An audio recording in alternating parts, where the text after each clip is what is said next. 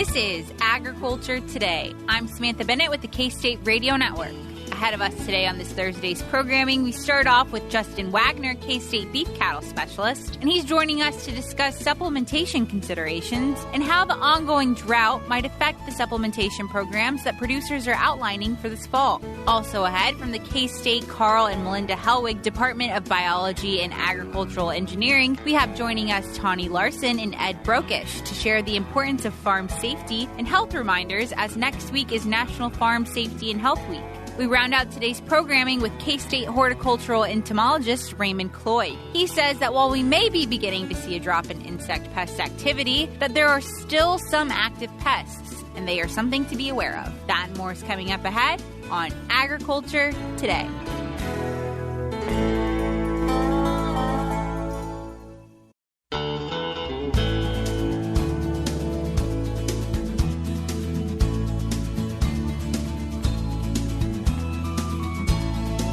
This is Agriculture Today. For Samantha Bennett, I'm Ag Today intern Malia Walker. Joining me today in studio is K-State beef cattle specialist Justin Waggoner, and today he will be providing insight into considerations when supplementing beef cattle during drought conditions. So Justin, thanks for joining us today. Sure, thank you. With 90% of the state of Kansas experiencing drought at this point, we can expect forage supply to be much shorter than usual. Even in normal conditions with plenty of rain and grazing, meeting cattle's protein requirements through the winter months can be challenging. So Justin, what new factors does drought introduce that we need to take into consideration? Sure. So that's a really good question. I think you kind of hit the issue right on the head. Right now in the state of Kansas, we've got a large percentage of the state that's experiencing drought conditions. Now, for some of the state, that's been a relatively recent change, especially as we move into the southeast. But here in the western half of the state, we've actually been dry for most of the grazing season. And so we really have two scenarios that have kind of shaped up. In the west, there's been very limited new growth on some of our pastures. In the southeast, there may be some residual forage there that producers can take advantage of.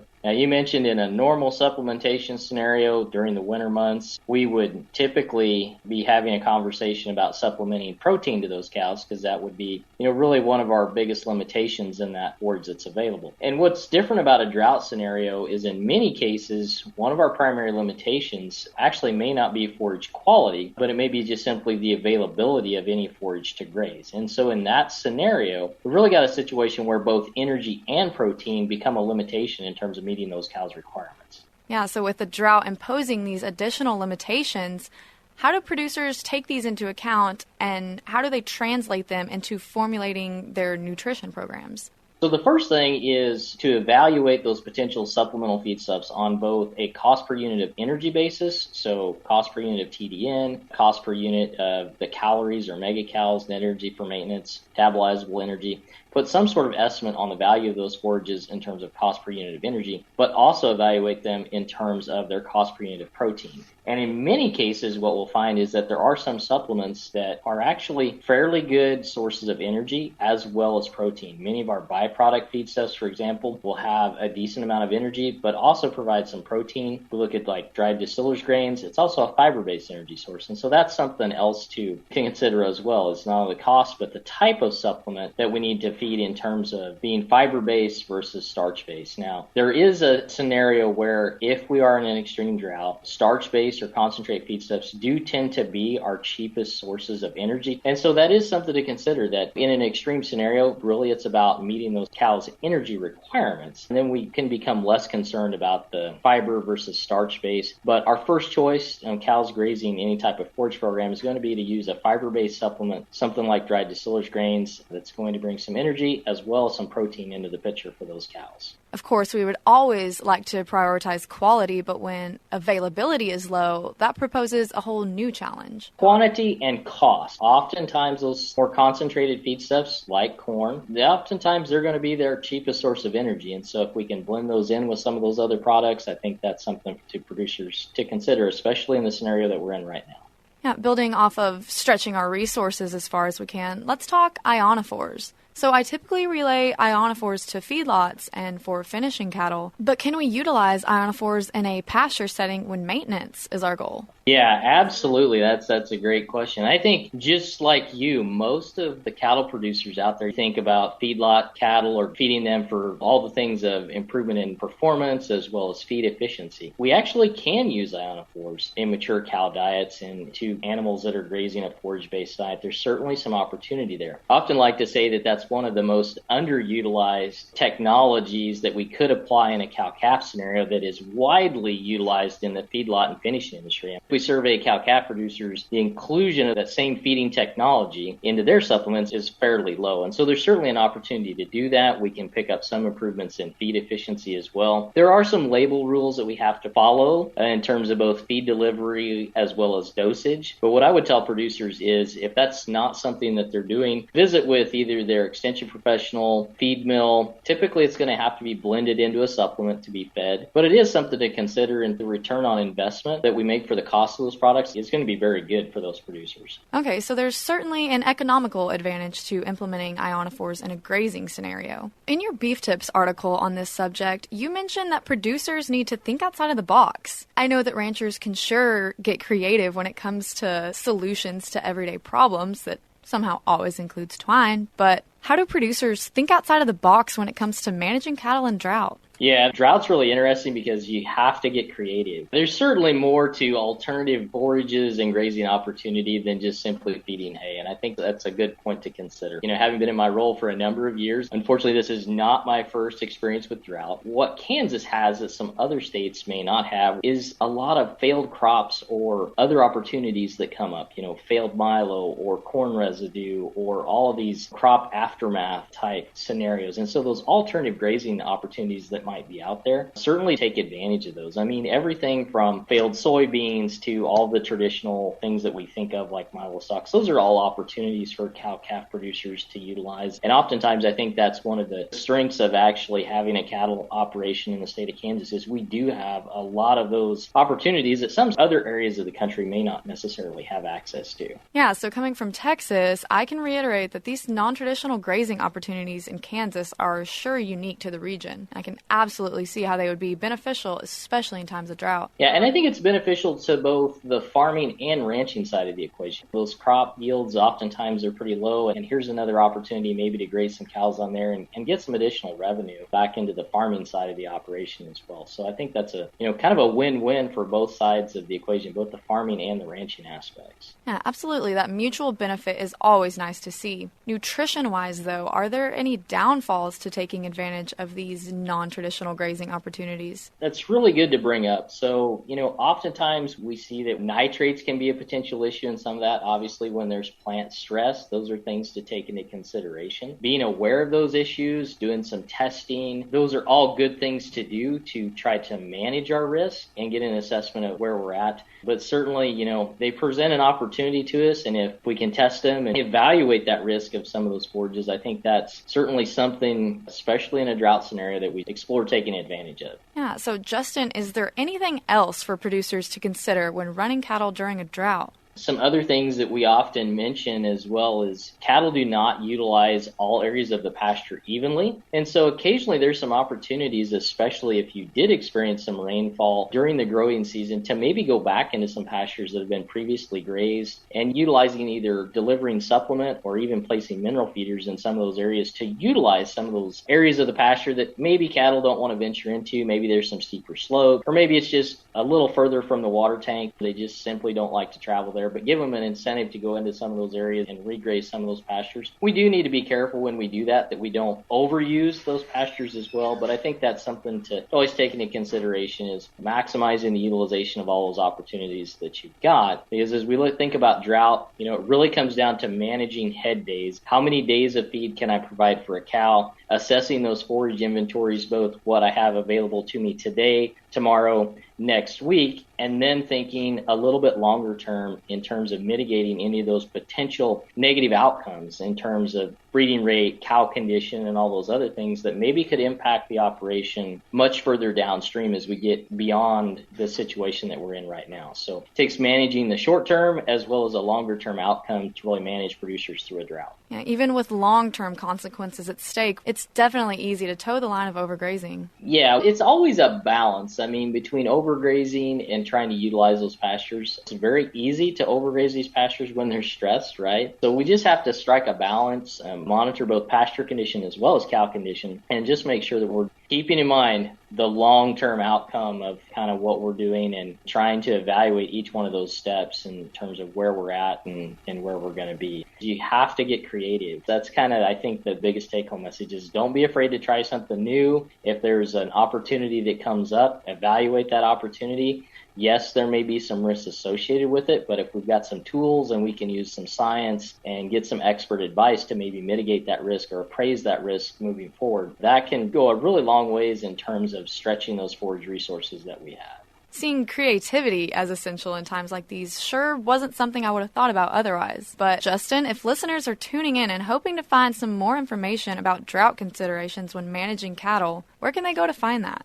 Yeah, so one of our resources here at Kansas State University is ksubeef.org, and that's our website for anything beef related that we would do an extension. There's a tremendous amount of resources there, both the drought and non-drought related. And then any of our beef specialist team at K-State, and that's all the way from our local county agents to our specialist experts that we have both on campus as well as off campus. And areas like Garden City, Colby, and Parsons as well are always a good resource for producers to tap into. So if there are questions that come up, I'd really encourage them to look at those resources on ksubeef.org and look up those specialist contact information in their relative areas and give us a call. We're here to help, and so that's what we do. So as always, the link to Justin's Beef Tips article can be found in the show notes of today's program, which can be found on agtoday.net. But Justin, thank you so much for speaking with us. Thanks, Malia. Once again, that was K-State beef cattle specialist Justin Waggoner speaking on supplementation considerations for managing cattle in drought. We'll be back with more ahead on Agriculture Today.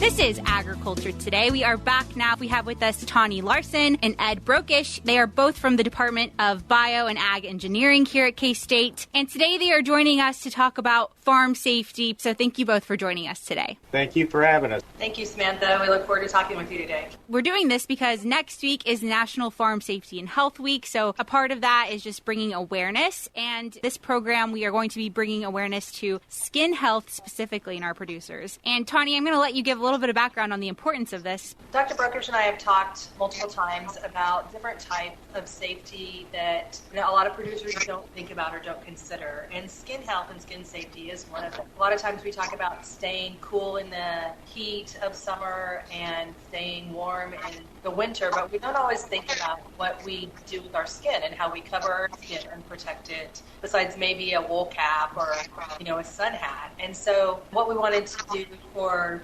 National Farm Safety and Health Week is talk a little bit more about what we can do as a preventative measure when it comes to sun safety. And so that's what's brought us here today. We have a former student of our department in Bio and Ag Engineering. And so we're interested in having Tyler Montgomery share his story about his experience out in the sun and what the result of that has been. As we talk today, I think we can talk about some different reasons to visit your dermatologist or visit your doctor and come up with different types of prevention. Absolutely. And like you mentioned, we're going to introduce Tyler here momentarily. But before we do that, Ed, I know that you and Tawnie were closely related to the Agribility Project. I know that project has recently ended, but you're hoping to spearhead some more ag safety programs here soon. Yes, we're hoping to get more involved with the ag safety. We've got a project right now in the department to help retrofit older tractors with props. I have been involved in years with lighting and marking safety of ag equipment on the road. I've been involved with that, so I have a passion for that. And so you put those together, and I have an interest in developing an ag safety program for the state of Kansas, which there isn't currently one. And that's kind of part of it. The skin discussion that we're leading into here today, I have some personal interest in it. I have been one of those old farmer types that have been out there and exposed my skin to the sun for years and years and years, was proud of my farmer tan, and now I'm suddenly recognizing that, hey, I've got some things that are not so pretty, and that I need to start paying attention to it. So that's kind of my personal interest in it, and that all rolls into that health and safety of farmers, and what can we do to take care of them and maybe keep young fellows from not having problems when they get a little bit older. Well, thank you so much, Ed, for telling us a bit about your background on this and your interest in this subject specifically. And Tawnie, when it comes to what producers should be keeping an eye out for maintaining their skin health, what are those? Sun Basics, the 4 W's of sun safety. And so I think that's just a good way to remember what we need to do when we're out in the sun, working in the elements. And the first one would be to wear a hat. I don't think this is too much of a problem for a lot of producers, but that also means covering your neck and your ears. The other W is to wear sunscreen. And so that means coating ears and nose and neck and reapplying it often. And I think that's one key. So, have a bottle of sunscreen or spray sunscreen, in your tractor, in your truck, several different places. The next one is wearing a shirt. So that may be something that most producers typically do, but wearing loose and lightweight clothing in a darker color will help block the sun's UV rays. The 4th W is to wear sunglasses.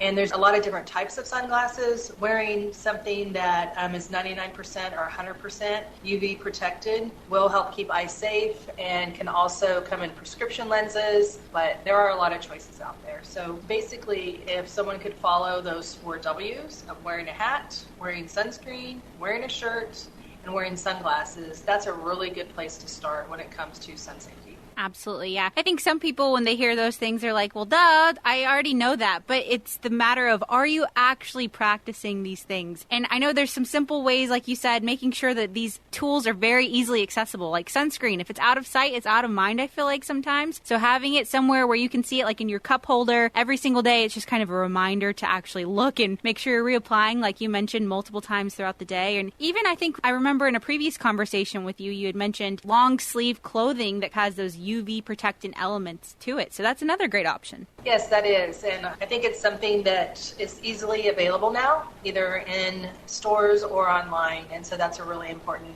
tool to have in your closet so that when you're going to be out there on those sunny days, to keep in mind that there is different types of protection. And something I would just want to point out as well is that covering with sunscreen products, different types of sunscreen products, is also not only good just for skin cancer, but also lip cancer, eye damage, aging skin, wrinkly skin. So, we expect to see some of those conditions in older producers, but not as much in younger producers. And so it's really, as in most safety programs, it's prevention.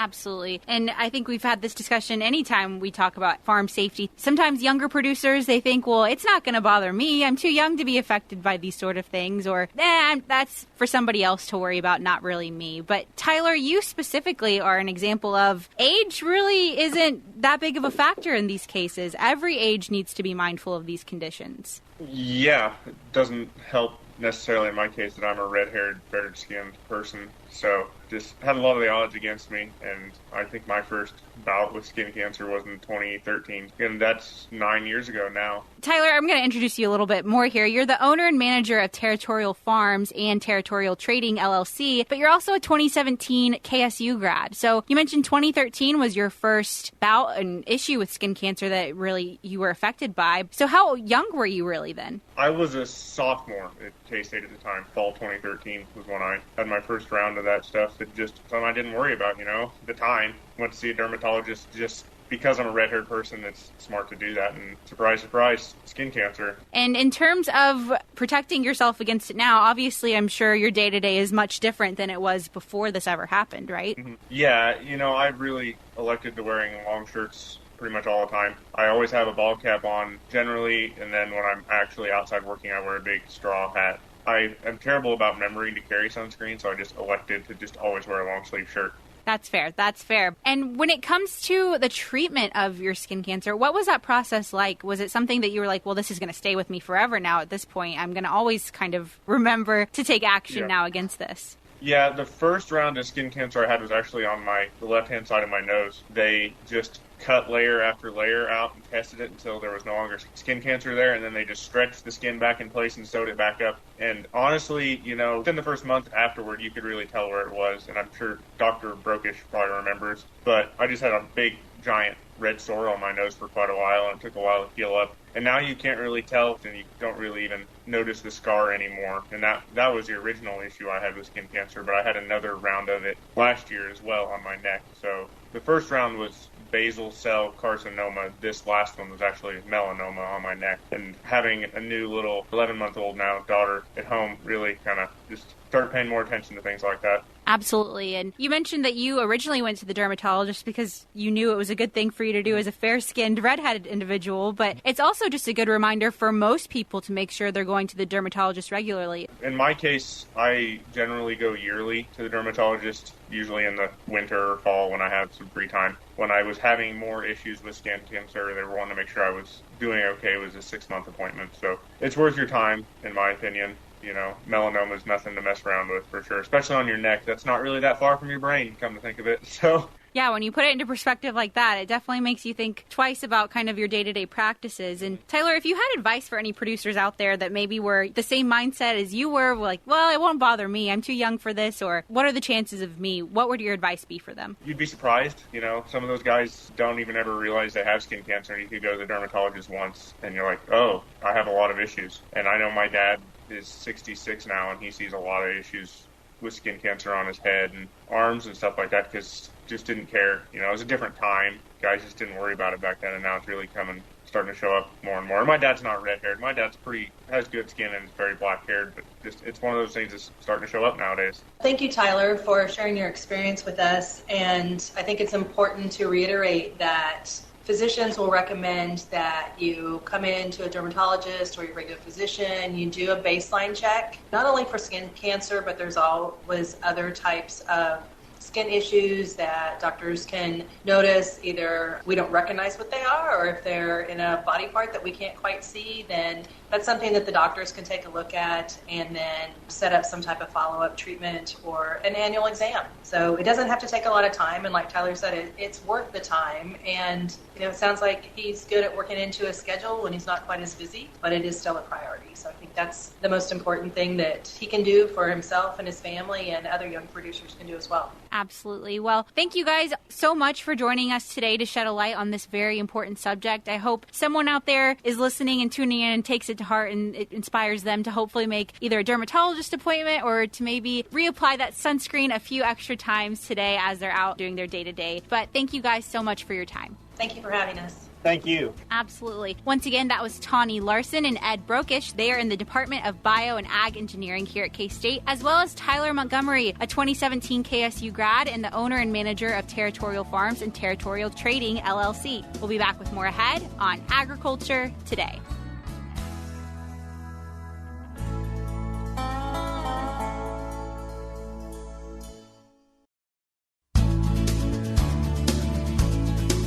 This is Agriculture Today. Along with Samantha Bennett, I'm Jeff Wickman.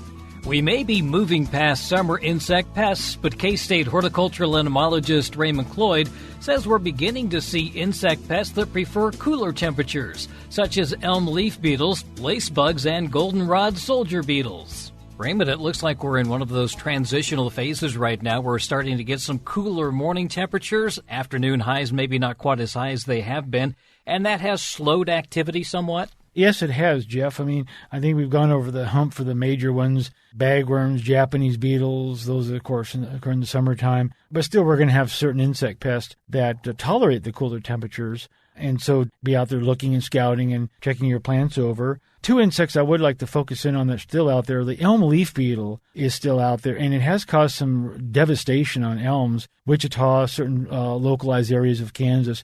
At this point in time, there's really not much you can do. When the plants are over 50% fed upon, it's really too late. But The adult does go into homes, so it can be a nuisance pest. So the adult elm leaf beetle could be like the Asian ladybird beetle and others that want to go in the home during the wintertime. But that's still out there. The other one is lace bugs. You'll find them on oaks and sycamores. Not really destructive to plants, mainly because these are large plants and there are natural enemies such as green lacewings that will feed upon them. So really, overall, we wouldn't recommend spraying anything, but just be cognizant that they're out there. We do have an insect out there that's called the goldenrod soldier beetle. And, of course, goldenrods right now are blooming, and that's good because that's a food source for the monarch butterfly as they make their way back to Mexico. But this is mainly an insect that just feeds on the pollen, on nectar, and they mate. You'll see them mating on the plant, but they're not really a pest. They're actually a predator, but people will look at these goldenrods and wonder why these orange insects with the two black stripes are on there. That's the goldenrod soldier beetle. So there really is nothing you need to do. You just sort of observe it and move on. There's a lot of activity being done in the lawns right now, especially the cool season lawns. Is there anything that we should be on the lookout for or anything that we should be treating for right now? That's a good question, Jeff. Really, this is the time of year, if you are suffering from grub damage, whether it be Mashaffer, May beetle, or even Japanese beetle grubs, we have them here in Kansas in the Manhattan area. You can treat with an insecticide such as Dilox, D-Y-L-O-X, and it's a material we use because the larvae are large, third instar larvae or grubs. If you are suffering damage, you basically scout your turf, cut an area out, look at it. You can apply Dilox. It only lasts about 3 days, but it will kill the grubs. And that's a good point. There is another insect out there called Scalia dubia. Scalia dubia is a black wasp with a yellow spotting on its abdomen. If you see that, and that's also feeding on goldenrod along with the goldenrod soldier beetles, that's a parasitoid of the green June beetle larvae that are in the turf grass. So if you see those flying around, those are beneficial. The green June beetle, of course, the adults are those dull gray insects that go around and they run into people however they can feed on certain plants. So if you see those in conjunction with goldenrod soldier beetle, just leave everything alone. That's just part of the ecosystem. That's a good point. Sometimes we see something and we think we immediately need to treat, but maybe a little research before we just start grabbing the insecticide. Yeah, that's true. First of all, identification. Identify what it is. And in certain cases, the insect is benign, like the goldenrod soldier beetle, not causing damage. However, the other insect that's out there, and it's too late, is the mimosa webworm. If you are seeing your honey locusts or mimosa trees brown, like they've been hit with a flamethrower, that is mimosa webworm damage. And there's nothing you can do, but it does make the trees look ugly and it does reduce aesthetic value. So next year in the spring, contact the extension officer, go out there and look for the larva. And if you can get them before they create that webbing or mat the leaves together, you'll minimize the damage. But right now, if you drive around Manhattan and other areas, you can see the extent of the mimosa webworm damage. And along those same lines, a lot of extension publications can help as well. Right, Jeff. We do have an extension publication on elm leaf beetle. We have others out there. You can either contact our Department of Entomology at Kansas State or get online and access those. That's K-State horticultural entomologist Raymond Cloyd with an update on elm leaf beetles, lace bugs, and goldenrod soldier beetles. More information can be found at county and district extension offices. And that'll do it for this edition of Agriculture Today. For Samantha Bennett, I'm Jeff Wickman. This is the K-State Radio Network.